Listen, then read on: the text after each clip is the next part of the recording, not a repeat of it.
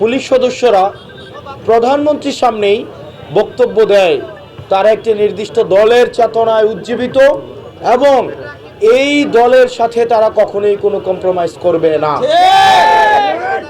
Police তো কোনো দলের হওয়ার কথা ছিল না। পুলিশ বিএনপিরও হবে না, পুলিশ জামাতেরও হবে না, পুলিশ এনসিপিরও হবে না। পুলিশ হওয়ার কথা হচ্ছে বাংলাদেশের জনগণের।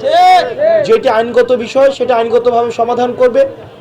আমরা অথচ দেখলাম সরকার দলীয় আদেশের অপেক্ষায় থেকে পুলিশ আবারও আওয়ামী লীগের সময় যেভাবে সরকার দলীয় নির্দেশ বাস্তবায়নের স্থানীয়ভাবে পেটুয়া বাহিনী হিসেবে কাজ করত, একইভাবে পুলিশ এখন পেটুয়া বাহিনীর ভূমিকায় অবতীর্ণ হচ্ছে।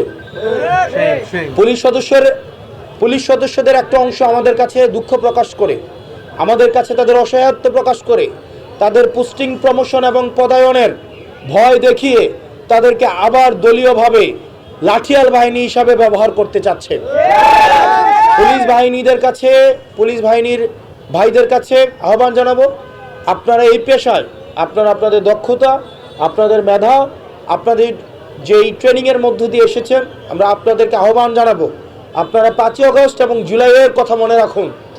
বাংলাদেশের জনগণের সাথে বিরুদ্ধে গিয়ে আওয়ামী লীগের দলদাস হয়ে পুলিশের যেই পরিণতি হয়েছিল, আমরা বিশ্বাস করি আপনারা পুলিশকে সেই দিকে ঠেলে দিবেন না। পুলিশ জন আকাঙ্ক্ষার বিরুদ্ধে অবস্থান নিবে না। দ্বিতীয়ত, আইন বিভাগকে আমরা দেখলাম আবার বিএনপি আবার দলীয়করণ করার চেষ্টা করেছে। সেই দলীয়করণের অংশ হিসেবে আমরা দেখলাম বিচার বিভাগের যে সচিবালয়, সেই সচিবালয়কে বিলুপ্ত করে দিয়ে বিচার বিভাগকে দলীয়করণ প্রাতিষ্ঠানিকভাবে করার চূড়ান্ত সাংবিধানিক নিষ্পত্তি বিএনপি করেছে এবং এটি আমাদের জাতির জন্য লজ্জার। আমরা 5 আগস্টের পরে আমরা বিচার বিভাগের স্বাধীনতার দিকে আমরা ধাবিত হচ্ছিলাম। সেটির অংশ হিসেবে আমাদের বিচার বিভাগের আলাদা সচিবালয় করা হয়েছিল, কিন্তু আমরা দেখলাম বিএনপি এসে আবার আওয়ামী লীগের পথে হাঁটছে।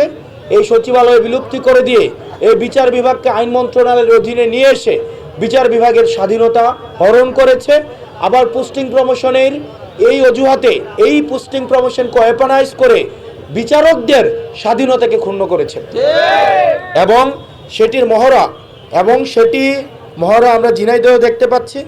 বিচারকরা স্বাধীনভাবে, আমাদের মনে হয় না এই যে কর্মকাণ্ডগুলোকে যদি আমরা বিশ্লেষণ করি, আমাদের মনে হয় না বিচারকের রায় বিচারালয়ে বসে হয়। আমাদের মনে হয় সেটাও ঢাকা থেকে সেটার রিমোট কন্ট্রোল পরিচালিত হয়।